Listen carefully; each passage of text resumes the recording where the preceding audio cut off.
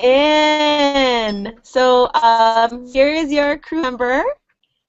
She's here. And I'm going to let you guys get started. Kaʻiulani, you have both Hakipuʻu Learning Center and Waimea Public Charter School. Waimea Public Charter School with your sister. They have a packed house there. So I'm going to let you guys get started on your hangout, okay? I'm going to mute myself. If you need anything from me, let me know and I'll unmute, okay? Awesome. Mahalo, Miki. Yep. Aloha, everybody.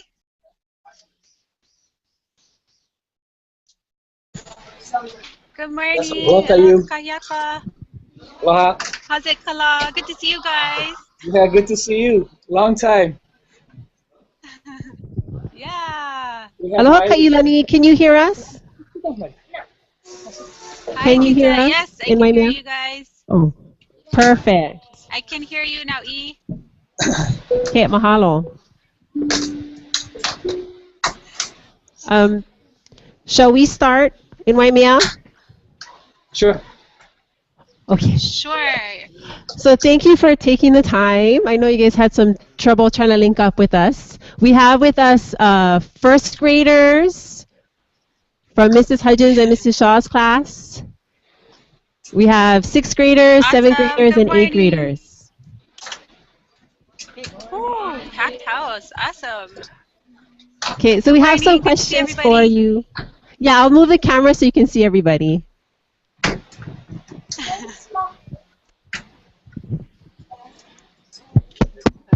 I think it works. Aloha, Auntie Kaʻiulani. My name is Jonah Herney. Aloha, Jonah. We learned that one of the science experiments on this voyage relates to collecting marine debris. In your voyaging experiences, what types of marine debris have you seen, and were there areas where there was a lot of marine debris? Oh, awesome question. I've had the privilege to be on a voyage from Tahiti back home to Hawaii, and fortunately didn't see a whole lot of marine debris. But when we sailed to our own archipelago, all the way up to our Kupuna Islands, to Midway and Kure, we did see a lot, and from glass balls to plastic floating balls, actually in the water. And then when we got to those islands and we went actually on the islands, a lot of plastics. So it's really sad, but I think because of that North Pacific gyre, a lot of stuff gets kind of makes its way to those islands up to our northwest. I'm imagining on the way down to Tahiti, we probably wouldn't see as much as we would if we were going north of Hawaii. Are you expecting to see differences as you travel into different oceans? Yeah, I think so. I mean, to my knowledge, we had another family of voyaging canoes that sailed from Hawaii up to California, and they actually went through this North Pacific gyre where a lot of the trash kind of gets collected, and just because of the currents and everything, it's hanging out up there. So if we were going that way, I would imagine we'd see a lot. Going south and traveling through Polynesia, I don't imagine we're going to see a whole lot. Maybe some random floating things, but and I'm really not sure what to expect as we get out of the Pacific and go into the Indian or the Atlantic. But we're going to be collecting mostly small marine debris. Part of the science projects is to see what kinds of things, if any, are growing on them, and especially for plastics. If there are things growing on them, are these little microbes, able to break them down? So that's going to be exciting. Our awesome scientist on board, Haunani Kane, she's kind of our alakai on those projects. So I made sure to check with her this morning before talking to you guys. Thank you. Okay, aloha, Auntie Kaʻiulani. My name is Zaya Hooper, and when Hokulea and Hikianalia get to other Pacific islands or places around the world, what do you hope to learn? You guys all have great questions. I think we want to have like an exchange of learning. So we're coming with Aloha, and we're hoping to learn what other people are doing in their own islands, in their own homes, to take care of what's special to them, and be able to share that with the rest of the world, and see if we can take any of that back with us to apply to, you know, things that we're doing. As you know, the theme of the voyage is Malama Honua, and that is that really comes with aloha. That Malama comes with aloha, and really, I think connecting with other people around the world that are doing awesome things, and building new relationships. And as we sail throughout, especially Polynesia, strengthening our existing relationships, because I think it's those relationships, those bonds of people kind of with the same mission and same vision of a healthy home and island Earth that's going to allow us to help each other make sure that happens. Okay. Do you have Malama Honua projects that you'll be doing while you're there? Yes, we have, at least for when we get to Tahiti, this first segment of the voyage, we're planning to go on what we're calling learning journeys, and go learn about different places in Tahiti that they're doing awesome stuff, and the crew will be able to participate in, you know, maybe helping with different service projects. We're also going to go to a very special place for them, kind of the center of Tahiti Nui, which is a very like the spiritual center for them. So we're going to be able to experience, you know, all kinds of things, and the ohana down in Tahiti is really awesome, and really setting up, you know, good stuff for us to be able to do, and to be able to share on our website, so everyone can kind of be with us as we do that. Okay. Mahalo. Mahalo. Aloha, my name is this on? Yeah. My name is Lehua, and my question was, Aloha. were there any changes made in Hokulea during dry dock to get her ready for the worldwide voyage and help her sail around the world? Yes, there were some changes done. Really, Hokulea, the hulls, the shape of the hulls and the shell of her hulls, from when she was first launched back in 1975, it's still the same shell and shape of the hulls, but because she was built with plywood and fiberglass, over the last 39 years, there has been water is able to get into the hulls and kind of rot that wood. So a lot of that rotten wood is off of the canoe now and replaced with foam core, and hopefully that helping the canoe be lighter, so we don't have wet rotten wood in the hulls, and safer. And then also we actually spread the hulls apart by 2 more feet to help to add stability to the canoe. And also just almost everything on board, especially all the wooden parts, the wood doesn't last like forever. So a lot of the deck was replaced, the railings were replaced, our stanchion posts, we even have brand new canvas and new masts and steering paddles. So a lot of the same design, but replaced with newer things, so we can make sure we're safe and seaworthy as we sail over the next 3-4 years. Thank you. Aloha, Auntie Thank you. Kaʻiulani. My name is Sam, Aloha.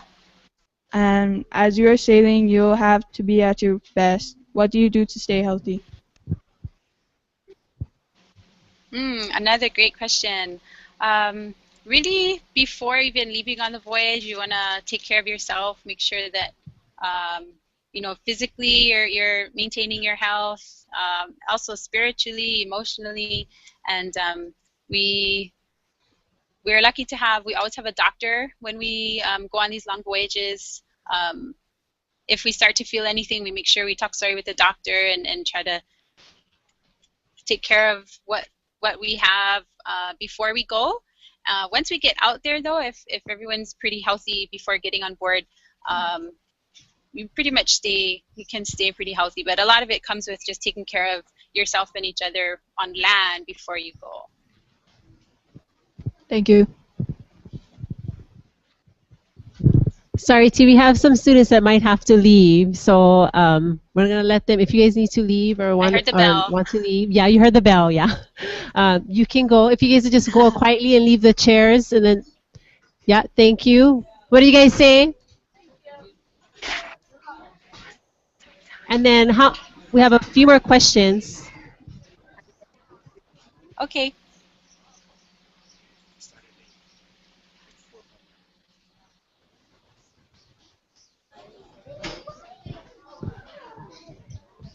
How much more time do we have? You have about We have about 5 minutes. 5 minutes with them. Yeah. 5 minutes. 5 minutes. Okay.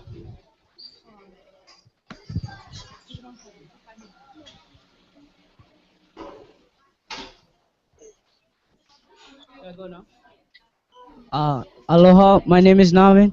We learned that the equator is an imaginary line on a map that separates the hemisphere.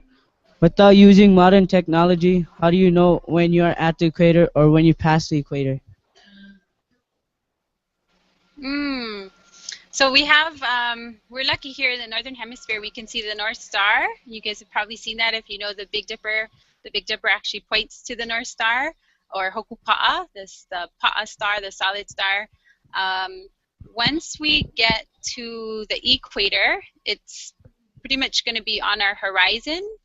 And when we go south of the equator, we aren't able to see it anymore. So we can only see it in the Northern Hemisphere. That's one clue for us, is seeing the North Star. There's also other stars that can help us, you know, if it's cloudy and for some reason you can't see the North Star, but we know it should be up. There are other stars that we can use as clues to figure out if we're still in the Northern Hemisphere or in the Southern Hemisphere. But also the navigators will be keeping track of where we think we are. And so even if we have cloudy skies and aren't able to see the stars, with their kind of estimations of every sunrise and sunset, we should have an idea of how far we've traveled and if we've passed the equator. We also look for doldrum conditions north of the equator. It's not a solid, you know, exact latitude all the time. It can switch around, but that could be another clue that we're getting close to the equator. Usually it's north of the equator. Thank you. Thank you. Aloha, Auntie Kaʻiulani. My name is Michaela. Why is the Worldwide Voyage so important to you, and what do you hope that we here at home learn from it? Well, that's there's so many ways I could answer that. It's an important voyage to me in a lot of ways, different purposes. I think in one, it's like I mentioned before, just kind of reconnecting with our family in the South Pacific, places that Hokulea has sailed to before, and made those relationships and have that ohana already in the South Pacific. So to me, it's important that we go back and visit our ohana down south. So I'm really excited about this first year, going to revisit a lot of people in places that Hokulea has gone before, and reconnecting with the Voyaging ohana, seeing all the Voyaging canoes that are across the Pacific, and then exploring new places. So Hokulea leaving the Pacific for the first time, that's pretty exciting too. And another important part of this particular voyage is that we're training another group of navigators and captains so that we have the leadership. After this voyage is over, we hope to have more qualified captains and navigators to ensure that Hokulea and Hikianalia and all our voyaging canoes in Hawaii continue to sail. So when you folks are part with school and you know, able to go on these long voyages, that just continues, that ike, that knowledge that our Papa Mau shared with us, it'll always be with us. And so we want to make sure that we continue that teaching from Papa Mau, and Papa Mau's students are our main leadership on this voyage, and they're trying to make sure that there's another generation to train the next group, which could be you folks. Thank you. 3. Aloha, Auntie Kaʻiulani. My name is Christian. How will the data that is collected on the voyage be analyzed? So the most of what's going to be done as far as our science projects are like observation. There will be some collection of plankton and the marine debris, small stuff. We can't carry a whole lot of weight on board the Va'as in addition to what we already have. But a lot of that data is going to be sent back to the University of Hawaii, and the science folks over there are going to help us kind of analyze that data, and it will be able to be shared. So like if you guys have projects you guys are doing in your class, and that data is helpful to you, you know, that's something that you guys will be able to have access to as well. Thank you. Thanks. Mahalo, Auntie Kaʻiulani, for your time. I know you have other things to be doing. We're going to say mahalo, and I'm going to just show you who's in the room so you get a screenshot of everybody. Hi, Kaʻiulani. Thank you. No, thank you folks for having time to hang out as well. Hi, Auntie Lynette. Hi. Time out. Love you. Oh, okay. Love you too. Good to see you folks. Oh yeah. Kaleo wants to say something. We have somebody else that wants to say aloha and mahalo for some gifts that we got from the school. Somebody that you folks know as well. Scotty has. But I'm glad you're able to join us, Auntie Lynette and the first graders of Waimea. And awesome to hang out with you guys this morning. Sorry for our little technical difficulties. But here comes Kaleo Wong, our watch captain and learning navigator on Hikianalia. Aloha. Oh, nice. You're sporting the bandana. Mahalo for the bandanas. Max. Who is that from, Max? Yeah, you can see you. Mahalo, Max. Mahalo, Waimea Middle School for the bandanas. Yay. You're very welcome. We enjoy them. Okay. Okay, Kala, Hakipuʻu, do you have any questions? No, not questions. Just Ahuiho.